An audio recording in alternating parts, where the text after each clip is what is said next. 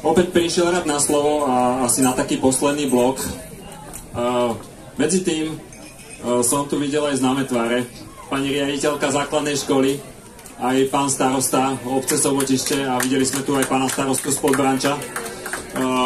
Sme veľmi radi, že medzi nás ste zavítali a musím povedať a tak poďakovať za tú spoluprácu, ktorú máme aj so samosprávou, aj so základnou školou, lebo tá spolupráca je naozaj veľmi dobrá.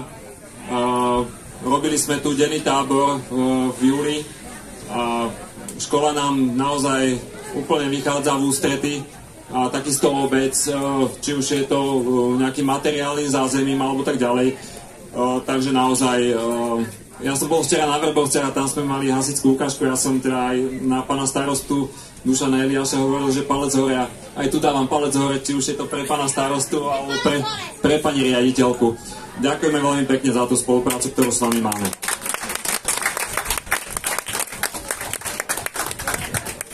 Já chci jenom poděkovat, vážení spoluobčané, vážení bratři a sestry, za dnešní pozvání sem na tuto milou akci. A jsem rád, že vám teda i vyšlo počasí, ráno to ještě vypadalo všelijak, ale vidím, že se všechno povedlo tak, jak má. A jenom taky chci poděkovat za spolupráci tady s panem farářem. Myslím, že se mu podařilo udělat spoustu práce za ty roky už poslední 2-3, ať už to jsou tábory nebo tyto setkání. Takže když bude cokoliv dalšího v mysli, v hlavě, tak můžeme dál spolu řešit a plánovat. Takže ještě jednou pěkné odpoledne a děkuji za pozvání. Ďakujeme pekne. No a ten posledný blok by sme nazvali, že zbor ako rodina. A ja som od Kurta Westmana, možno mnohí z nás na EVS-ku čítal vlastne také štúdium a týkalo sa toho hradieb a brán Jeruzalema, ktoré boli zničené a ktoré predstavujú v židovstve veľký symbol. A v podstate spomeniem len dve brány. Je to ovčia brána a je to rybná brána. A tá ovčia brána nám hovorí o tom, že Pán Ježiš Kristus vyniesol naše hriechy na drevo kríža a že musí to byť prvá brána, pri ktorej sa zastavíme. Lebo ak to nebude tá prvá brána, tak by sme sa k nej mali vrátiť. Lebo tie hodnoty nemôžu byť otočené. Nemôžeme najskôr postaviť strechu a potom stavať základy. Čiže tá ovčia brána je tá, kde sa ideme na kolena a odovzdáme svoj život Pánovi Ježišovi Kristovi a potom je tá rybná brána, kde nás Pán Ježiš poveluje byť učeníkmi a byť nositeľmi toho jeho slova do celého sveta. A pri tej rybnej bráne prijímame toto poslanie a takisto ako aj zbor, ako kresťanské spoločenstvo a ako taká veľká rodina. A preto sa chcem aj tak spýtať, Anička Luboš, zbor ako bunka kresťanského spoločenstva, aký význam má v našich životoch a aké je jeho poslanie?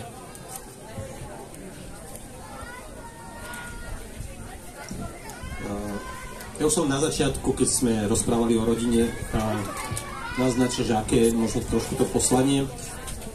A teraz si uvedomiť, že cirkev nie sú jednotlivci. To je asi veľmi dôležitá vec. Aj keď mnohokrát to tak vnímame, že byť veriacím, že to je také, že ja verím a je to osobná vec a moja viera a nikoho do toho nič, čomu verím. Ale Pán Ježiš Kristus tiež nevytvára to prvé spoločenstvo tým, že každý si choďte a robte si, čo chcete. Ale práve naopak, že spája dohromady rôznych ľudí. Tí prví sú 12 a sú to úplne rôzne kategórie od bohatých cez chudobných, od uznávaných cez neuznávaných a títo ľudia vytvárajú tú prvú komunitu, prvé spoločenstvo a vôbec prvotnú cirkev ako takú. A keď si predstavím, my sme vždy tak s Aničkou rozprávali, aj sme si to uvedomovali, naše také prvé sny manželské boli, že však čo to bude, ideme do služby, sa vezmeme a že teda deti budú s nami. Potom sme si uvedomili, že aké to je mať deti so sebou. A preto možno naše deti vyrastali v takom prostredí, kde si uvedomovali, že rodina a zbor je vlastne to isté.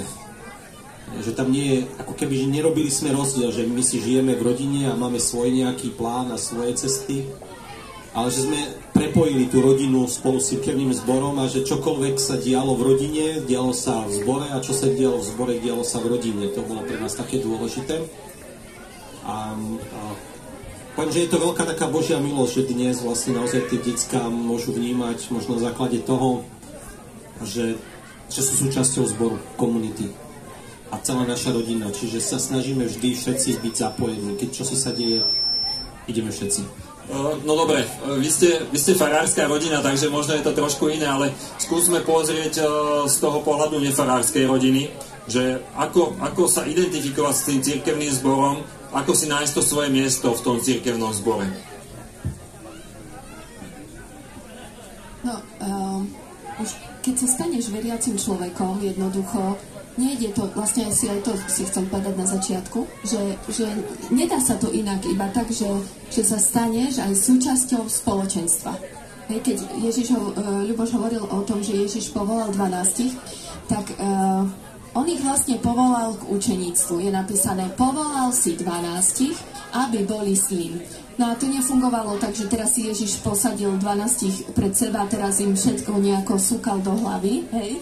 Nejaké vedomosti, že by ich takto vyučoval, ale vlastne fungovalo to tak, že on im otvoril svoj život a tí učeníci mohli prísť veľmi blízko k Ježišovi, mohli byť súčasťou toho, ako on uzdravoval, ako on vyučoval, boli súčasťou toho, keď jedol, keď spal, keď bol unavený, proste boli veľmi blízko Ježišovi, boli s ním. A to je zmyslom cirkvi. A zoberme si, že keď Pán Ježiš už potom odchádza do neba, tak tiež ich necháva, že ostávajú spolu, ale vlastne majú čakať na Ducha Svätého, ktorý im bol daný. A oni vlastne, rovnako tá komunita pokračuje. Hej? A to je vlastne zmyslom cirkvi, že vlastne cirkev to nie je miesto, kde ty prídeš a veľakrát to tak máme, že proste obslužme sa ako do reštaurácie a teraz ja sa potrebujem najesť, tak vy ma obslužte a ja sa proste príjmem, čo potrebujem, hej, v tom kostole a potom si idem a žijem si svoj život. Alebo ako do divadla. Prídeme, sadneme si, kultúrny program, ako pekne ten pán farár spieva tam, že? Alebo nie pekne. Alebo nie, áno.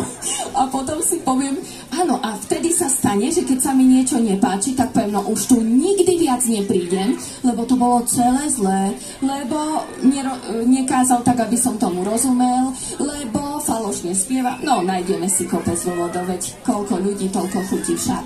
Ak to takto beriem.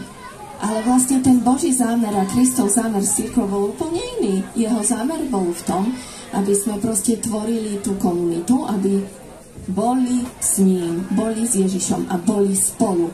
A vlastne ide o to, že my keď sme spolu, tak my sa v podstate učíme jeden od druhého.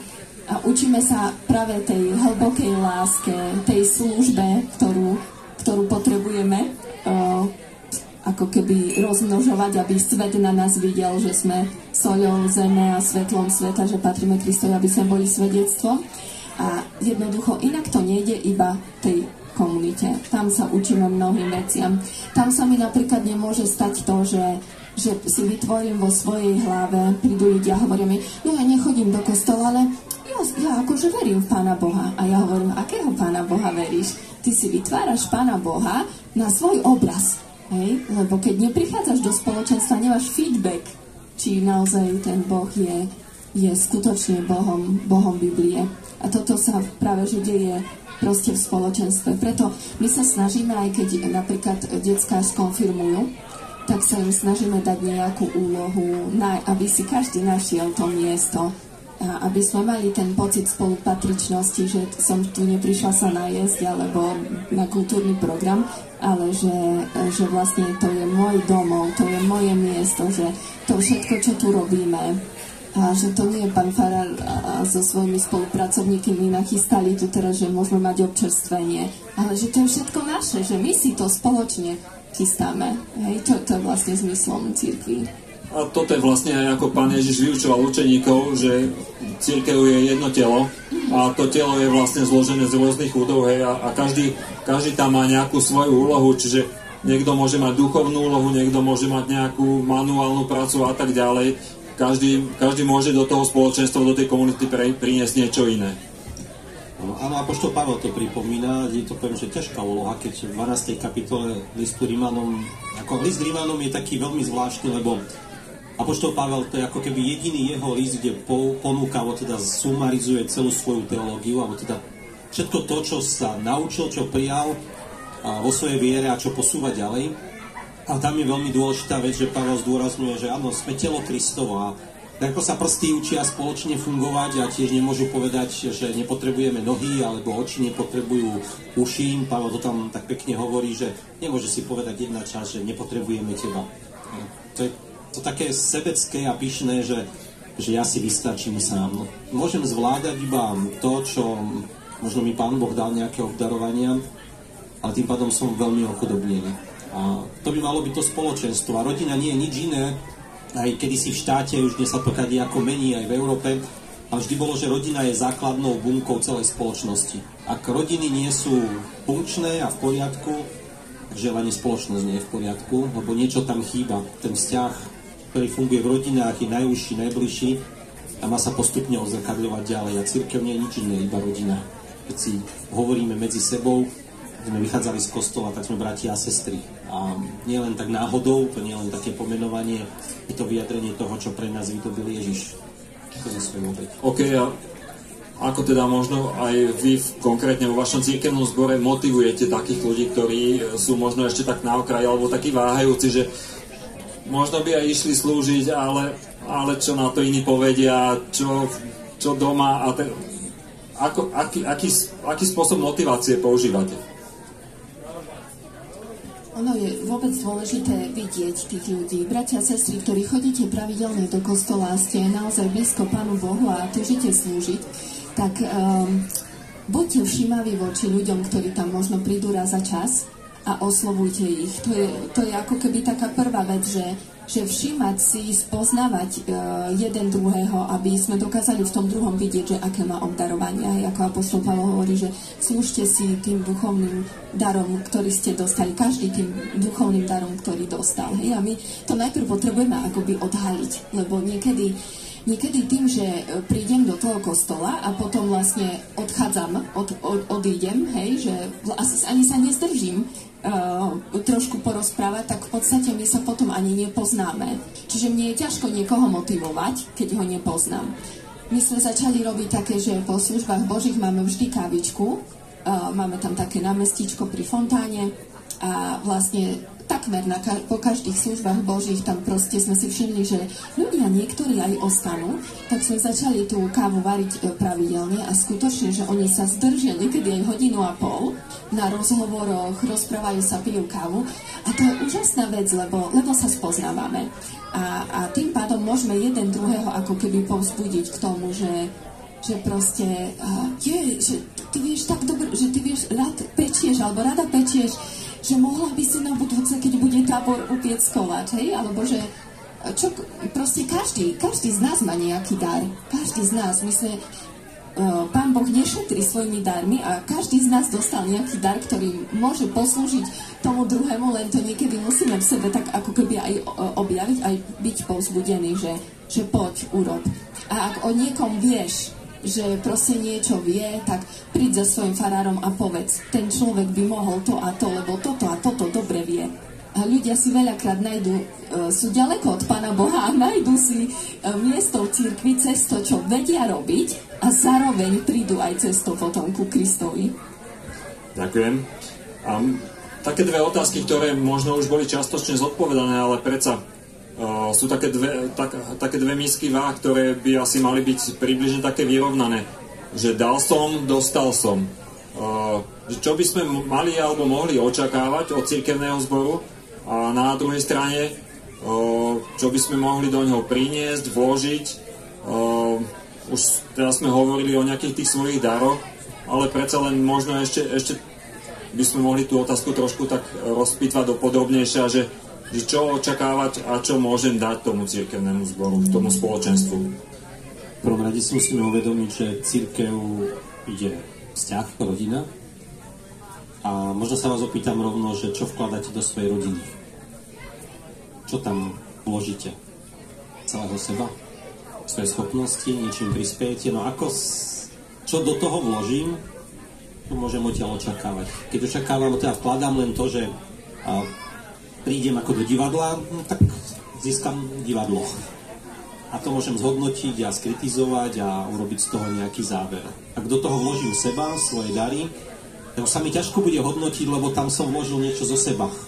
Už som niečím prispel, niečo urobil a to už nechcem hodnotiť, tým už chcem prispievať. A to je to také pozvanie, že čo očakávať od spoločenstva, no to, čo do neho vložím, to sa mi vráti. A nielen to sa mi vráti.